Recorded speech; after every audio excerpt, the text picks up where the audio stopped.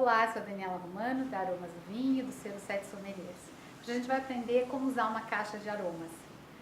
Quando a gente tem uma caixa de aromas, na verdade nós trabalhamos as 3 etapas da degustação muito bem definidas. Porque quando a gente vai degustar um vinho, o importante é primeiro o olhar, depois o olfato e por último a boca, o paladar. Nós trabalhamos a parte visual, onde nós temos as cartas com as cores dos vinhos. E a gente vai colocar ao lado das taças para poder comparar e aprender um pouco sobre as cores.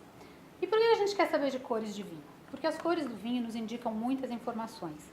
Algumas como, por exemplo, a idade. Ou seja, se ele é um vinho muito jovem, se ele é um vinho evoluído, que tipo de região, se ele vem de um clima mais frio, de um clima mais quente, são informações que a gente pode perceber com o olhar. No caso dos vinhos espumantes, o tamanho das bolhas, o perlage, tudo isso. Então, são informações que a gente precisa ter. E aí a gente começa sempre com essas cartas, que são, aqui a gente tem divididos em brancos, tintos e rosés. Várias opções e a gente pode comparar. Depois que a gente passou por essa etapa, a gente vai para a etapa dos aromas, onde a gente vai ter várias famílias aromáticas, cada família tem uma cor na tampa, que vai indicar o tipo de família. Frutas, flores, vegetais, especiarias, aromas minerais, aromas químicos, tudo isso está aqui. Então, nós temos vários frasquinhos, em cada frasco a gente tem um aroma. O que a gente faz? Vai usar uma fita olfativa, que ela vem junto, colocar dentro do frasquinho, espera ele aerar um pouco e vai sentir. Quando a gente sente o aroma, é muito normal acontecer de às vezes você pensar numa outra situação, lembrar de alguma coisa, ou de uma pessoa, ou de uma situação. Por quê? Porque a nossa memória aromática, ela é extremamente associativa. Então, quando isso acontece, às vezes a gente fala, nossa, parece que eu me lembrei da minha avó, da casa dela no domingo de manhã. Procura pensar por quê. Será que não é porque quando você chegava na casa da sua avó, domingo de manhã, tinha bolo de chocolate? Então, às vezes você sente um aroma e não sabe explicar muito bem por que você lembrou de uma situação. E aí é importante você ir lá naquela situação, reviver e pensar quais eram os aromas daquela época, daquela situação, ou por que você lembrou de determinada pessoa. Então, é assim que a gente começa a prestar atenção e a treinar a nossa memória olfativa. Você pode ir fazendo os aromas devagarinho. Cada aroma vem com uma carta.